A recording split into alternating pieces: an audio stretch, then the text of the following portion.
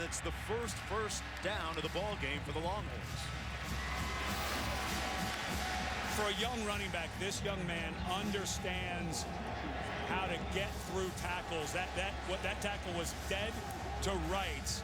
Travis Uale was standing right there, but you saw just at the very last second, he has that ability to turn his shoulders a little bit, and David Ash now in the ball. They put in a package of plays for him last week against Rice. This is by design, and he shows you what he can do with his legs. A nice pickup of about 5 yards. It'll be 2nd down and 5. David Ash and Case McCoy, the backup quarterbacks. He's a 6'3" freshman from Belton, Texas. And here's a guy who came into college known more for his arm than his legs, but when Texas got him, he only rushed for about 300 yards his senior year in high school. When he got here, they realized he's such a wonderful athlete, big, powerful guy. Brian Harsin said, though, they do have some throws in this week for him as well. 2nd and 4. There's one of those throws, completes it out of the backfield. That's DJ Monroe, and the DJ spinning, picks up a 1st down and still on his feet. A 26-yard gain and a 1st down. Well, great call by Brian Harsin. Nice, easy throw for a freshman quarterback. Basically a swing screen, but watch Jackson Shipley on this play. The true freshman gets a wonderful cut block. This is completely designed. This is not a, let's take it, it's there. Good job by Shipley. Got his man down to the ground. Sorensen, the man who had the interception. But the ball was thrown accurately. That swing pass has to be thrown so that the running back doesn't have to slow down. Excellent block downfield by Shipley. David Ash breathing new life into this offense. For the first time today at midfield, they call a timeout with 1:54 to go here in the first quarter of play. And for the first time today, a little noise from the 101,000 sellout here.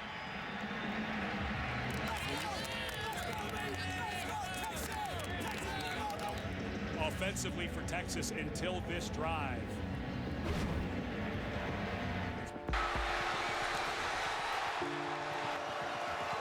But then a rash of tough losses, some home losses in particular. Tough one against Oklahoma, a home loss to Iowa State, and a home loss to Baylor really sunk this team for the rest of the season. And Mac Brown was in such a strange spot the first time in his career at Texas that they did not go to a bowl game. And, you know, he got back from the Texas A&M game, and he didn't think he was going to have a month to decide what to do. And, of course, a couple of coaches came to him and said they were ready to retire. He made a bunch of changes on his staff, 5 new coaches on his staff, including Brian Harsin. Of course, Stacy Searles comes in as the offensive line coach, Darrell Wyatt as the wide receivers coach. So an entire new offense, entire new defense, of course, because Will Muschamp went to Florida to take the head job. Gilbert back in the game. Play fake, has plenty of time, looking for Davis. And it's intercepted at the 2-yard line. Great play on the ball by Uale. And a shower of boos raining down on Gilbert. Well, this was just another bad decision by Gilbert. The receiver, Davis, was not open. Middle safety, Uale, is just going to read this thing perfectly. See him bailing out there at the last second. Gilbert was doing a play fake, so he didn't see that. But you just have to know the safety's there. Davis is, again, on the throw before to Shipley, he didn't see to Shipley on the outcut. This time, just the cornerback did not buy that.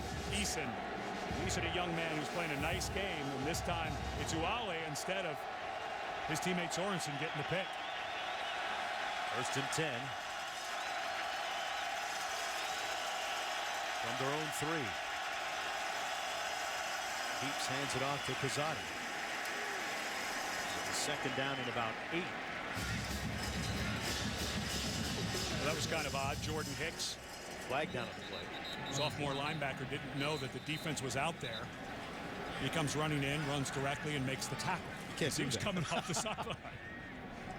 He's a good young linebacker. They don't have much depth at that group. A couple of young freshmen and sophomore. Of course, that's legal in the Canadian Football League, not here in collegiate football. 1:39 to go. Manny Diaz told us he wanted to see his defense create some havoc, especially some turnovers today. win the battle of field position. And this is where your defense has to stand up, and good job the crowd starting to sense that a little bit. And I don't think BYU's going to do much but run the ball here. Luigi dotting the I in the backfield takes the ball. He gets around the edge, a good burst of speed. Almost a horse collar tackle there. Brought down by Vaccaro, but a 9-yard gain and a first down. And this all set up by a wonderful block by Richard Wilson, the tight end, on Jackson Jeffco. Just knocks him right to the inside, and DeLuigi bounces it to the outside. Very lucky. Very lucky Vaccaro did not call for a horse collar. That looked like a horse collar to me, and flag should have been thrown. Minute to go now in the first quarter. Jake Heaps said that he wanted to get off to a much better start this week, in contrast to last week down in Oxford, Mississippi, and he is.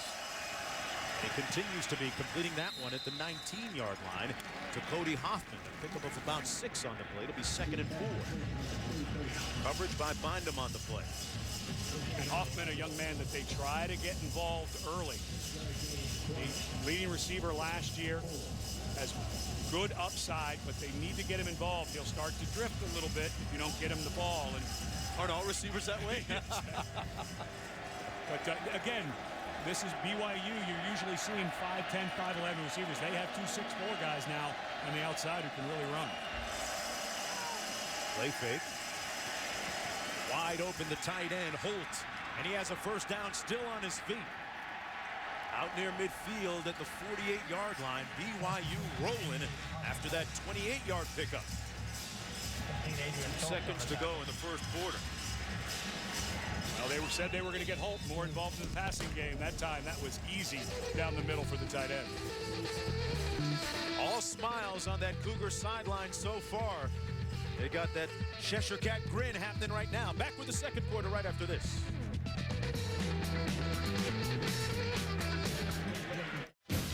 You know, the unofficial slogan here for Austin is keep Austin weird. Well, every night bats litter the sky at sunset from the Congress Street Bridge in search of food. Look at that. To the delight of throngs of spectators. That's me. You know, I watch a lot of Animal Planet when I'm not prepping for a game set. I've never seen anything like that. Well, and I saw nothing like that last night. I drove across that bridge to go to Guero's to have dinner. They didn't wait for you? No, there was not one. There was a bunch of people on the bridge. I didn't see one bat. Okay. Wrong time, I guess. Got a new quarterback in for BYU, Riley Nelson, out of the shotgun working. Jake Heaps had done very well. Nelson with the toss to DeLuigi with nowhere to go. Good D by Texas. I get what you're trying to do. You know, you want to get some guys in. They were just going to run the option, so Nelson goes out now. You have to start establishing some depth here, but Heaps comes right back in. So you got Nelson out there, the guy who was the starter at the beginning of last year, shared time with Heaps, but now Heaps comes back in. But Nelson, guy who had a shoulder injury, needed surgery. So, you know, get him some reps, and if you're going to do a play like that, why not let him come in and run that option? 2nd and 12 after the loss of 2.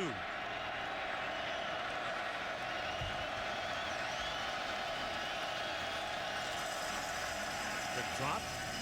And a drop pass by Oppo, who's had a couple of catches already today as we do a virtual toss back to the studio. Brian Burr with your Taco Bell update. Georgia and South Carolina continue to go back and forth. It's the true freshman, Isaiah Crowell.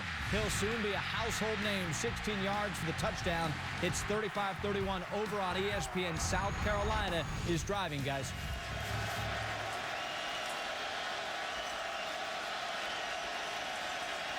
Third and 12.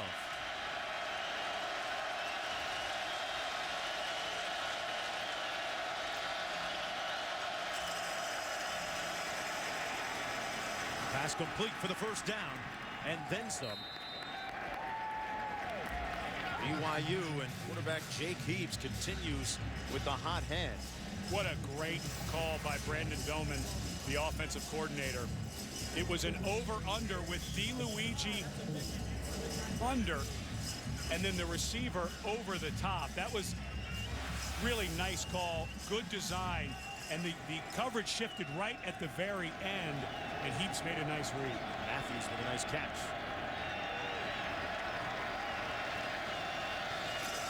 Got a flag down. Texas going to be offside. Posada, I think it's about 3 on the play. Good to see Quesada back in the game. You know, he suffered from extreme headaches in the Ole Miss game last week. In the first quarter, Offside. Defense, number 3, 5-yard penalty. Replay, first down. Well, and this is something Manny Diaz works at. He works a lot on the macro level. And he talks about penalties like this. You go from 1st and 10 to 1st and 5. Now you're allowing the offense to really open up their playbook. They've got 3 downs, maybe 4 now to get 5 yards. So now you're opening yourself up for, are they going to go vertical? Can they take a long throw? So this is something he deals with his defense. Those little penalties really help the offense more than you think sometimes. On 1st and 5. Heaps complete again. Matthews again with the catch and another first down. Right around the 20-yard line. Marcus Matthews with a couple consecutive catches. And Heaps just looks like a different quarterback in this first half than he did last week against Ole Miss. He's in rhythm, throwing the ball on time, and he's picking apart this secondary right now. He continues almost with the drop there.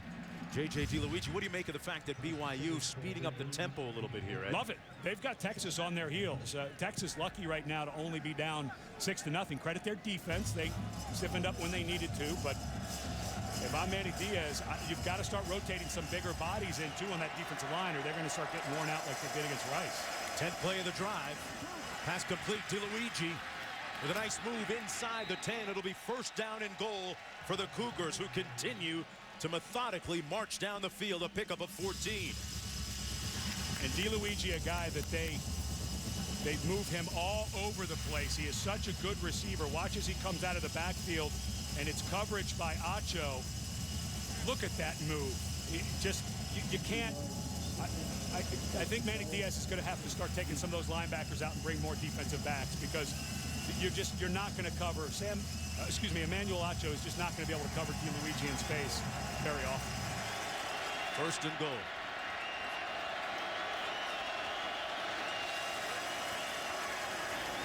Toss to the wide side of the field, and a nice tackle coming up on the corner.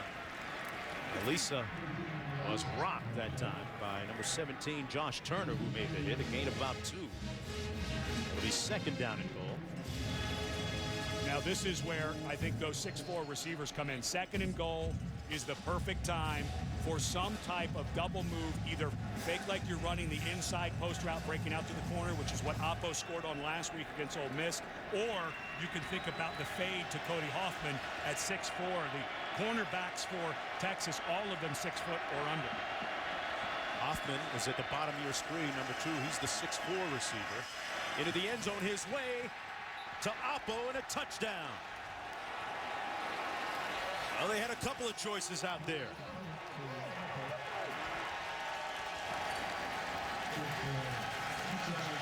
Well, I don't think that Brandon Doman's going to be doing much soul searching after this first half. This is textbook offensive play calling. He's putting his best players on people who can't cover him, and look at the reaction of the Texas fans. Again, I don't think people around the country realize how good this BYU team really is.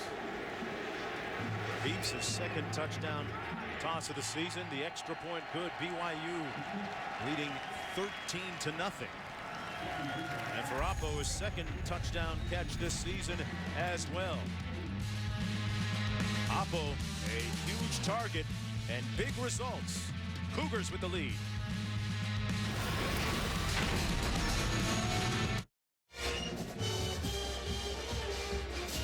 Well, you know, Ross Oppo thought about catching touchdowns here in Austin, Texas, only he expected at one point to be doing it in Burnt Orange at Cunningham. He'd actually committed to the Texas Longhorns and then had some further trepidation, some concerns, thought about changing his mind, and ultimately did. Decommitted, ended up at BYU. And this guy, Jake Heaps, is a big reason why. They had gone to a couple of camps together, became friends, and as soon as Jake decided to go to BYU, of course, he was the #1 recruit in the country at quarterback. Could have gone pretty much anywhere. When he chose BYU, he got to work on Oppo and had him change his commitment.